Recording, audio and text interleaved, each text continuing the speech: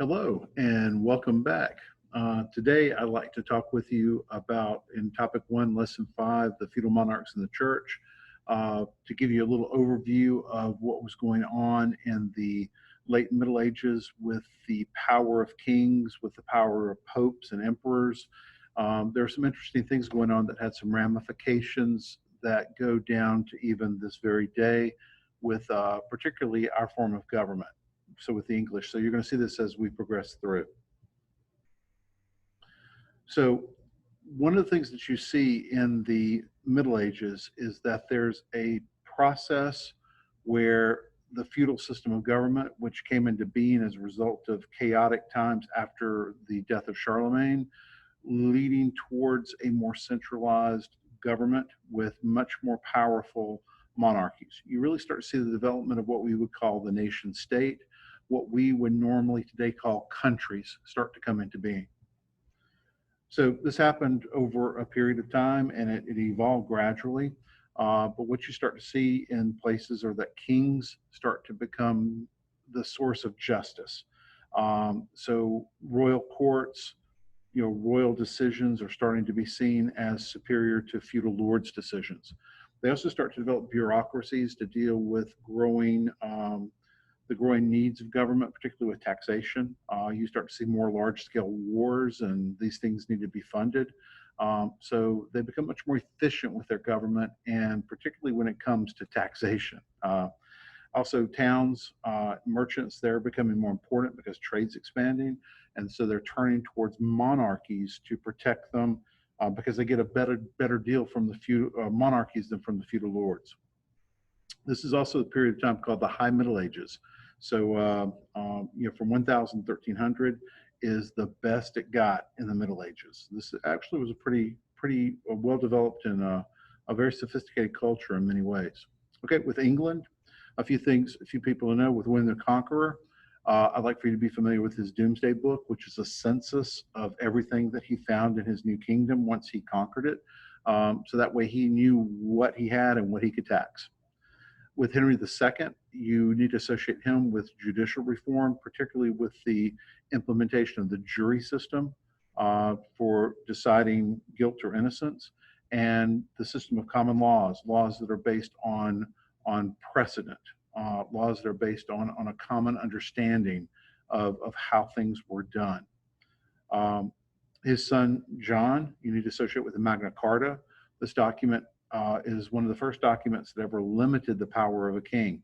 It said that feudal lords had rights and kings had to protect them. So kings did not have unlimited power. They have to follow due process. They have to follow the rules in order to deprive someone of their life, liberty, or property. Also, habeas corpus is introduced. The idea that unless you are charged with a crime, you have to be released and set free. So these are things that we find, particularly habeas corpus and due process, are very much a part of our Constitution. Then with Edward I, I want you to associate him with the development of the first parliament, the first representative government.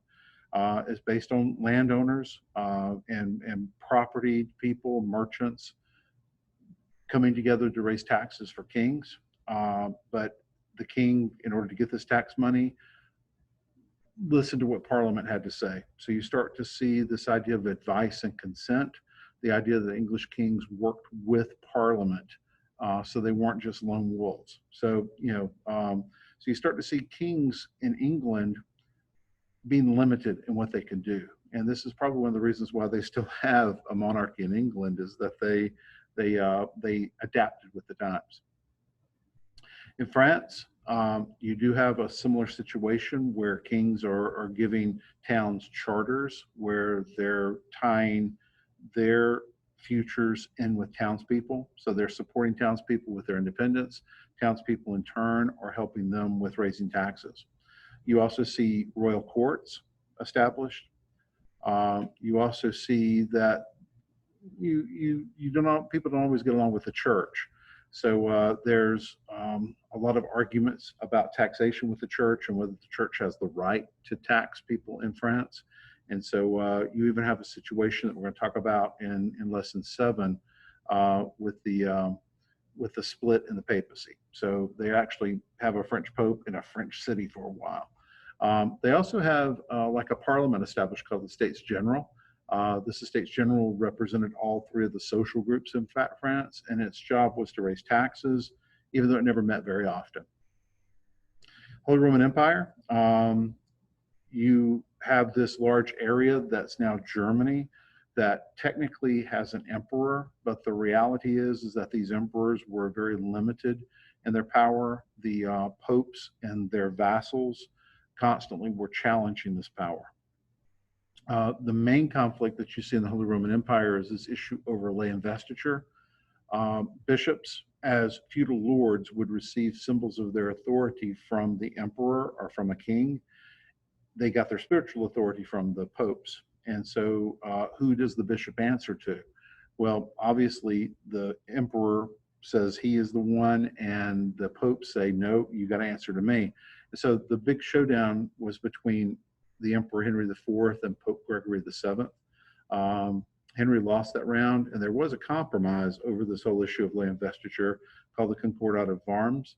The popes would invest the bishops with spiritual authority, and the kings reserved the right to appoint them or not. So it still was not completely solved, but at least that was a workaround. You also have the Holy Roman Empire being constantly involved with invading into Italy.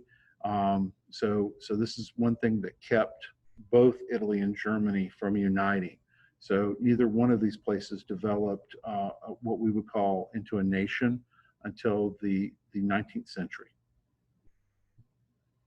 As far as the church is concerned, this is the period of time of peak papal power. They claimed to have authority in areas that popes just don't claim to have authority today. Probably the most famous pope, and I definitely want you to know something about him, is Innocent III. He claimed that not only was he in charge of the entire church, every feudal lord in the world owed their allegiance to him. Okay, and so he exercised a lot of authority, particularly the interdict and excommunications. He represents the apex of papal power. And one of the things that you do start to see is that as kings begin to become more powerful and the nation states start to come into being, they kind of question this authority of whether or not the church has the right to interfere within a nation. So you start to see, countries really asserting their independence from any outside source. So anyway, this is it for lesson 5. As always, if you have any questions, direct them to me in class, and I will see you in the next video. Thank you.